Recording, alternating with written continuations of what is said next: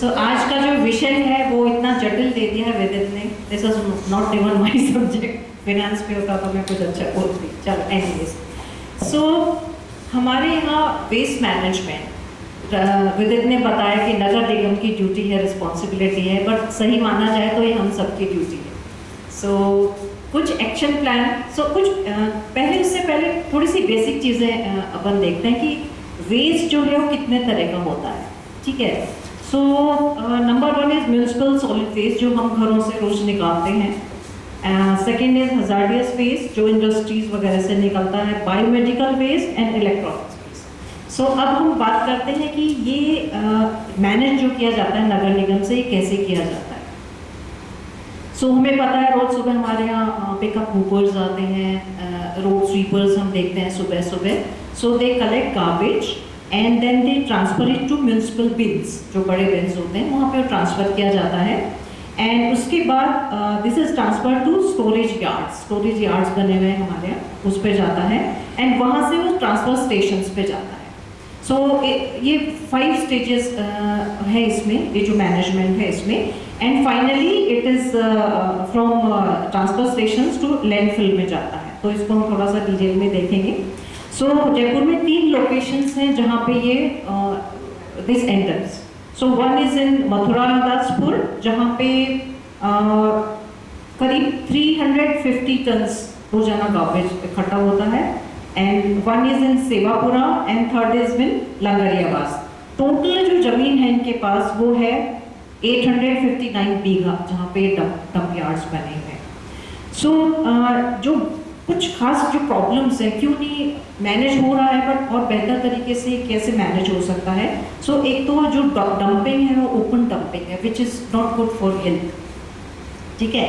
Regular cleaning की हम बात करें तो जो इन्होंने मैन पावर हायर की हुई है वो कुछ तो परमानेंट है, कुछ कॉन्ट्रैक्ट बेसिस पे हैं. सो उसमें इतनी ज़्यादा चर्निंग होती है कि आए दिन हम देखते हैं कि कचरे का ढेर लगा हुआ है.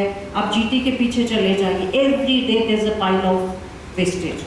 सो वो इसलिए है कि जो प्रॉपर एक मैनेजमेंट है वो कहीं ना कहीं नहीं हो पा रहा है. ठीक है. एंड जो ट्रांसपोर्टेशन हो रहा है, जो हम लोग ऊपर्स देखते हैं, they are open most of them एनसी. और जो उसके बाद जो बड़े ट्रांसपोर्टेशन होते हैं जहाँ पे, वो भी पूरे खुले होते हैं. आपने देखा कि आगे ट्रक जा रहा है, उसमें से कचरा it should be covered actually. So ये बहुत बड़ी प्रॉब्लम है. एंड सेकेंडली सेग्रीगेशन नहीं हो रहा है. ये हमारे एंड पे होना चाहिए कि हमने एक कहता है ना गीला कचरा पात्र है, सूखा कचरा, हम खुद ही नहीं कर रहे हैं. सो ये हमारी जिम्मेदारी है कि हम जब उनको हैंड ओवर कर रहे हैं तो it should be in 2 parts. अब हम एक साथ दे देते हैं, उसको सेग्रीगेट करने में बहुत लेबर लग रहा है, बहुत टाइम लग रहा है, एंड कहीं ना कहीं मिसमैनेजमेंट होता है. तो ये हमारी रिस्पॉन्सिबिलिटी भी है कि इसको थोड़ा सा हम ठीक से हैंड ओवर करें. सो होना क्या चाहिए कि they should be part of our behaviour.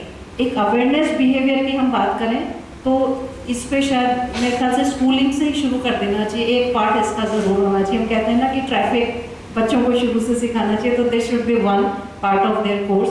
So to reduce and reuse, recycle part होता है, तो बेहतर हो सकता है.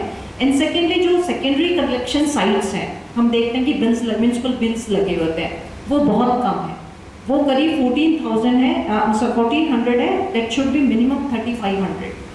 सो ये एक कम है. तो बाकी का जो कचरा ऊपर आ जाता है वो नीचे ही गिरता है, उसको कोई मैनेज नहीं कर रहा, अब गंदगियाँ फैलती हैं. सो सेग्रीगेशन डोर टू डोर हो जाना चाहिए, हमारी जिम्मेदारी है. सो आज से हम ये प्रण ले सकते हैं यहाँ से जाने के बाद कि हम इसको सेग्रीगेट करके ही दें. एंड प्रोसेसिंग प्लांट्स बनाने चाहिए जहाँ आप इसको रिसाइकलिंग एंड रीयूज कर सकें. आप जब हाईवे पे जाते होंगे, आपने देखा था जब पाइल ऑफ गार्बेज, बहुत बड़े बड़े ढेर लगे होते हैं. सो वो इनफैक्ट वो क्यों होते हैं? क्योंकि वहीं पे डंपिंग होती है उसकी, एंड उसका ठीक से रीप्रोसेसिंग नहीं हो पा रहा है. तो वो जो लैंड है जहाँ पे वो डंपिंग हो रही है, वो एक तरह से वो लैंड फर्टाइल रह ही नहीं जाती. अगले 20 सालों तक वहाँ की सॉइल और वहाँ का जो वाटर है, अंडरग्राउंड वाटर, वो बिल्कुल ख़राब हो जाता है. आप उसको यूज़ नहीं कर सकते एक्सेप्ट प्ले ग्राउंड्स. सो इसको भी यदि बेहतर तरीके से हम एक ज़मीन लेके कहीं और इसको प्लान किया जाए तो उससे शायद बहुत सारा फर्क पड़ेगा. एंड जो ट्रांसफर साइट्स हैं वो इनको बढ़ानी चाहिए, बहुत कम है। अब इतना बड़ा जयपुर है एंड ट्रांसफर साइट सिर्फ 3 है, जो कि बहुत कम है। तो इसके लिए कई बीघा ज़मीन हमें और कहीं ना कहीं देखनी चाहिए जिस पे ये डंप यार्ड्स बन सकते हैं।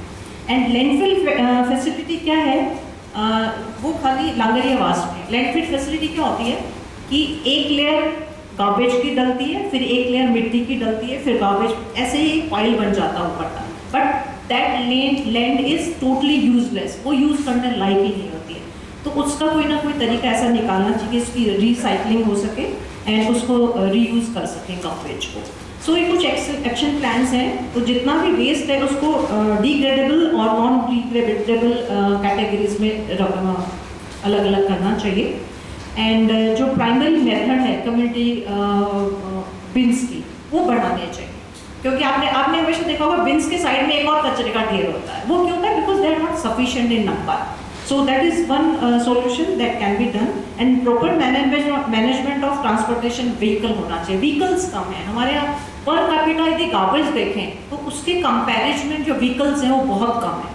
तो वो बढ़ाना चाहिए, लेबर फोर्स बढ़ानी चाहिए, क्योंकि दे आर नॉट सफिशिएंट। जो है वो ज़्यादातर छुट्टियां हम देखते हैं, हड़ताल हो गई जीएम की। आप देखिए हर घर में बड़े बड़े बिल्स पीछे बैकयार्ड में इकट्ठे हो जाते हैं जब तक वो स्ट्राइक खत्म नहीं होती। तो वो इसलिए होती है कि जो लेबर है वो सफिशिएंट नहीं है, जो है वो छुट्टी पे चले जाते हैं, तो प्रॉब्लम बहुत बढ़ जाती है इसमें। So landfill is one solution. And जो कलेक्शन मैकेनिज्म है वो बेटर होना चाहिए, वो भी अभी सही नहीं है। और उसका रिसाइकलिंग और रीयूज़ बढ़ना चाहिए, उसमें कहीं ना कहीं अभी कमी है। सो बहुत सारी चीज़ें हैं जिस पे इम्प्रूवमेंट होना चाहिए। बट मेरा ये मानना है कि सबसे बड़ी जो रिस्पॉन्सिबिलिटी हमारी, हम अपने घर से शुरू करें तो मे बी नगर निगम एक बेटर काम कर पाएगा। So thank you so much.